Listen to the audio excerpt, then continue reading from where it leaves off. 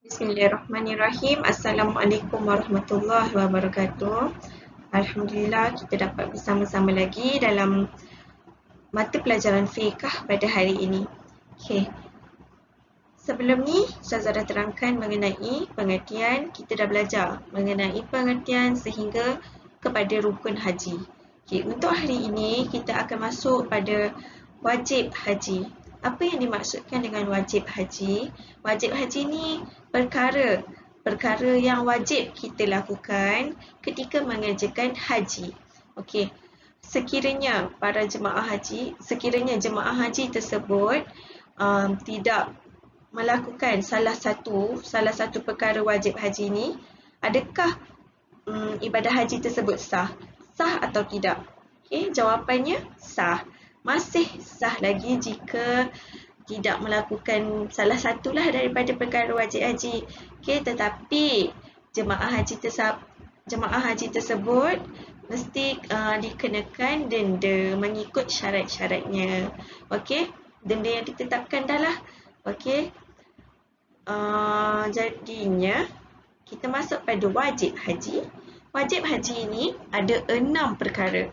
6 perkara wajib haji yang awak kena ingat. Okey, kita masuk yang pertama. Okey, yang pertama bagi wajib haji, yang pertama ialah berihram di miqat.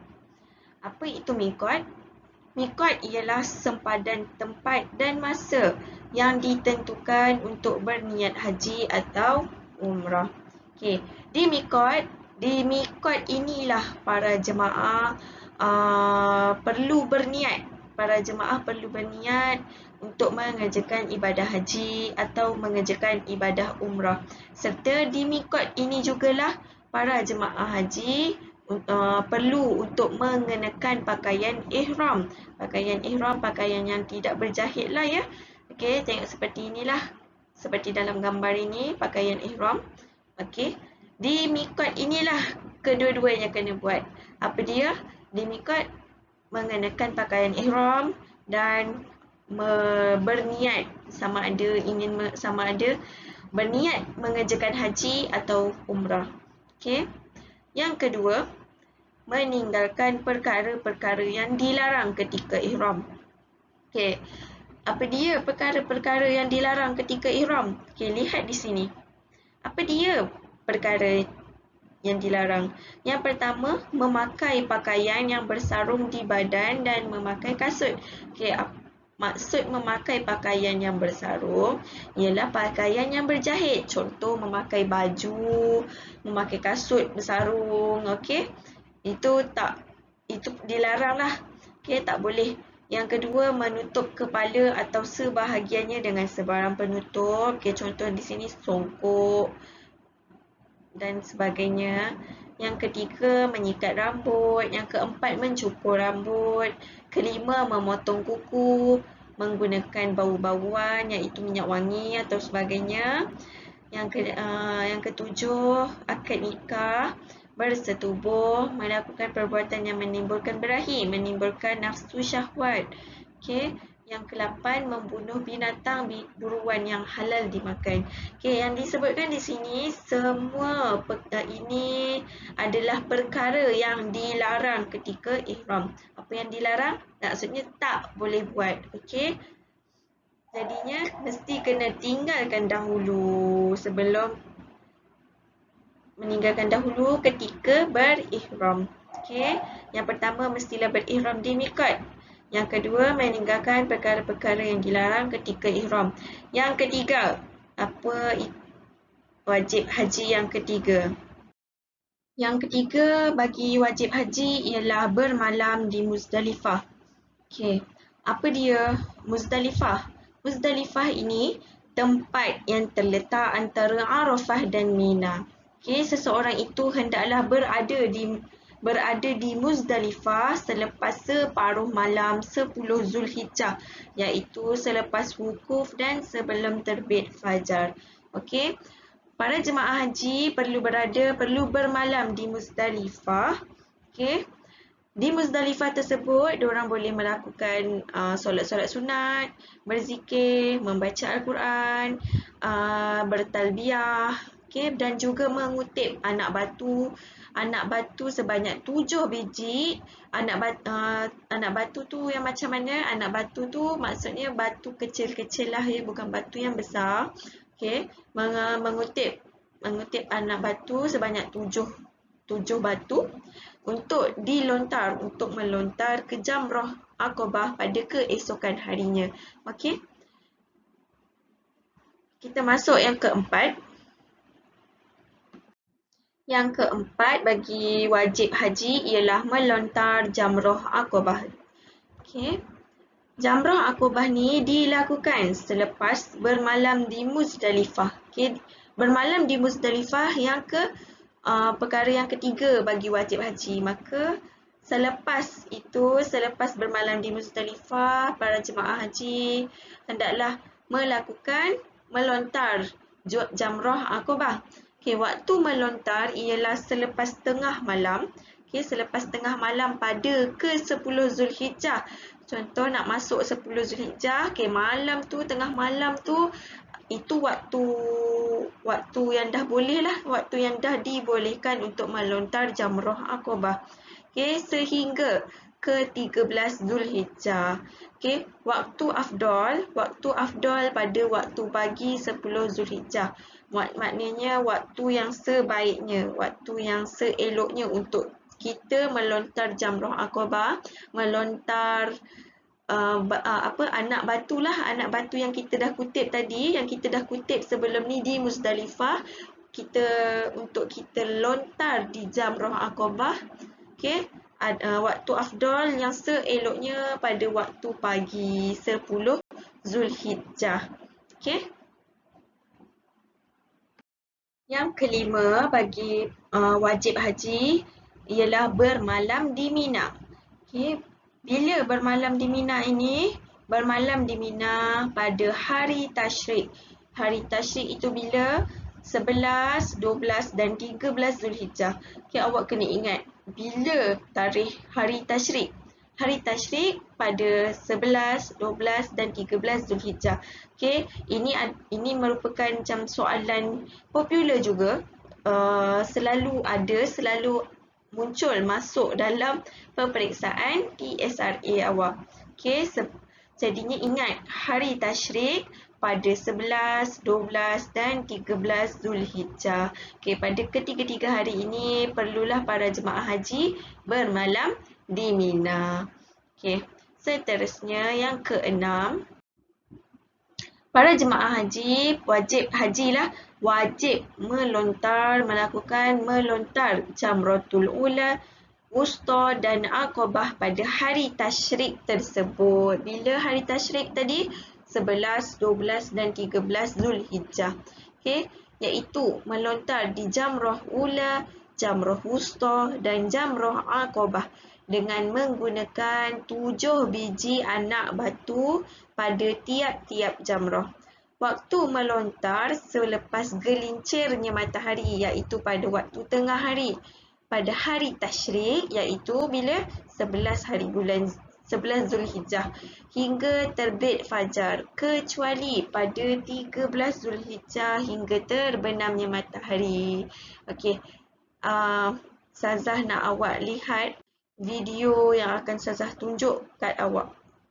Okey, untuk awak fahamkan lagi mengenai melontar Jamrah Ula, Jamrah Wusta dan Jamrah Aqabah. Okey.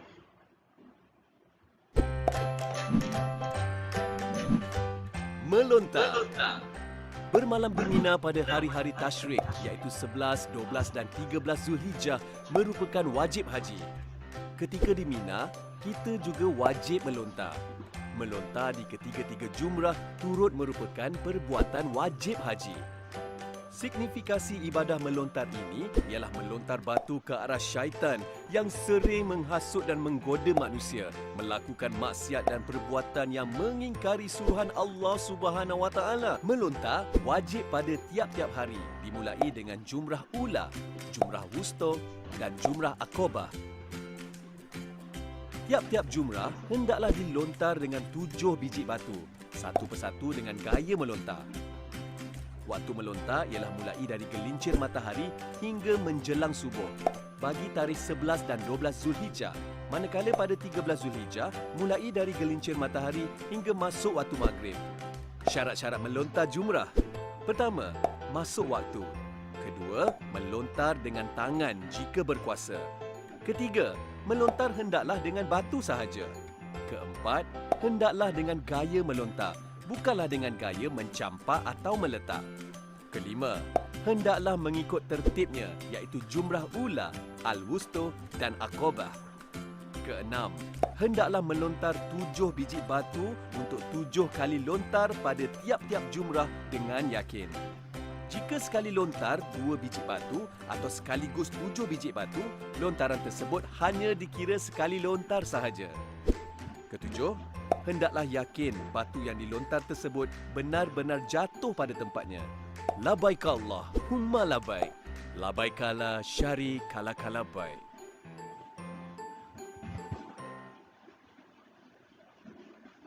Okey, Ustazah harap agar awak semua fahamlah selepas melihat video yang Ustazah tunjukkan sebentar tadi. Okey. Jadinya habis sudah bagi wajib haji. Okey, wajib haji Ustazah dah terangkan tadi ada 6. Okey, yang pertama apa dia wajib haji yang pertama? Berniat ihram di miqat. Yang kedua bermalam di Muzdalifah. Yang kedua meninggalkan perkara-perkara yang dilarang ketika ihram. Yang ketiga baru bermalam di Muzdalifah. Yang keempat melontar jamrah Aqabah. Okey, melontar jamrah Aqabah di Mina. Yang kelima bermalam di Mina. Dan yang keenam melontar ketiga-tiga jamrah tersebut, jamrah ula, jamrah wusta dan jamrah Aqabah. Okey, jadi habislah untuk wajib haji. Ingat semua, wajib haji ni juga antara yang soalan yang popular jugalah untuk boleh keluar. Untuk keluar ketika PSRA nanti, okey. Jadi Ustazah minta untuk awak semua ingat dan faham apa itu wajib haji. Okey, seterusnya.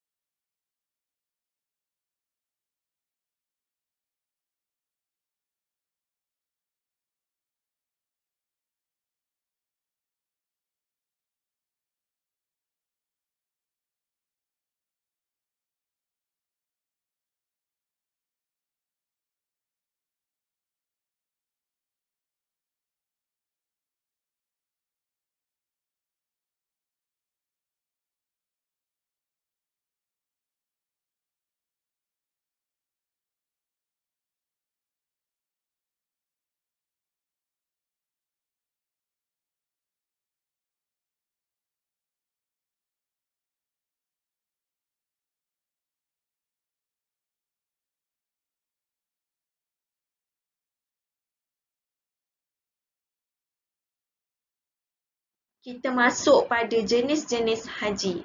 Jenis-jenis haji ada 3 jenis. Okey, ingat. Jenis haji ada 3. Yang pertama, haji ifrad. Yang kedua, haji tamattu'. dan yang ketiga Haji Qiran. Okey, untuk kita tengok pada yang pertama dululah Haji Ifrad. Haji Ifrad ini, apa itu Haji Ifrad? Mengerjakan haji pada bulan-bulan haji dan mengerjakan umrah setelah selesainya haji. Okey, maksud kat sini contoh Ahmad mengerjakan haji pada bulan haji. Okay, bila dia dah selesai mengerjakan haji, dia pulang ke Malaysia. Lepas tu kemudian bulan 12 tahun yang sama juga baru dia buat umrah. Okay, kira kat sini haji dan umrah dia dikerjakan secara berasingan. Okay, maksudnya dia settlekan dulu, dia selesaikan dulu ibadah haji. Lepas tu dah habis haji, dia pulang ke Malaysia, dia pulang ke rumah. Lepas tu tak lama tu baru dia pergi semula untuk mengerjakan umrah. Okey, itu dipanggil Haji Ifrad. Okey, seterusnya Haji Tamattu'. Apa itu Haji Tamattu'? Haji Tamattu' ialah mengerjakan umrah terlebih dahulu, kemudian mengerjakan haji pada bulan-bulan haji dalam tahun yang sama. Okey, Haji Tamattu' pula terbalik dengan Haji Ifrad yang tadi. Okay, Haji Ifrad tadi dia buat haji dahulu, kemudian baru umrah.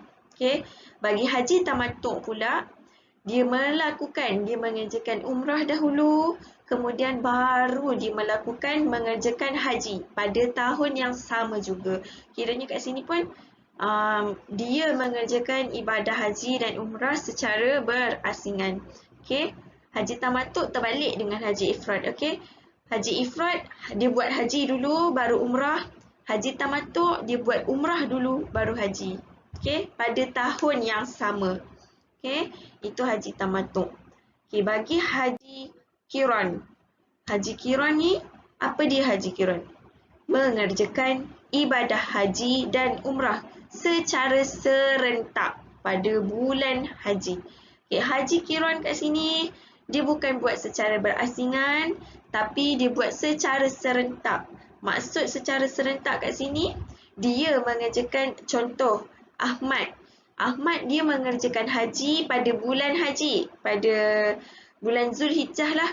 Okay, pada bulan Zulhijjah dia mengerjakan haji pada bulan haji. Selepas selesai dia mengerjakan haji pada bulan haji tu, dia terus sambung untuk mengerjakan ibadah umrah pada selepas selesai buat ibadah haji, dia terus niat untuk ibadah umrah pula. Okey, itu maksud secara serentak Haji Qiran. Yang dimaksudkan untuk Haji Qiran. Okey, boleh faham? Okey, jadinya ini sahaja untuk hari ini. Ustazah akan terangkan dengan lebih detail lagi untuk minggu seterusnya bagi jenis-jenis haji. Okey? Jadinya untuk hari ini, latihan untuk hari ini, Ustazah minta untuk awak salin soalan. Dah salin soalan yang pertama, apakah makna miqat? Okey, makna miqat. Tulis jawapan di bawah. Seperti biasa. Okey, tulis di buku tulis. Tulis soalan, jawapan, soalan, jawapan, soalan dan jawapan. Jawapannya semua ada di dalam video tersebut. Video yang tadi. Okey, video yang Ustazah rakam ni lah. Okey. Juga ada, boleh awak lihat rujuk di buku teks Fiqh tahun 6. Okey, itu sahaja untuk hari ini. Selamat mengulang kaji. Okey, kita jumpa pada minggu yang akan datang. Ustazah akhiri dengan wabillahi taufiq wal hidayah. Assalamualaikum warahmatullahi wabarakatuh.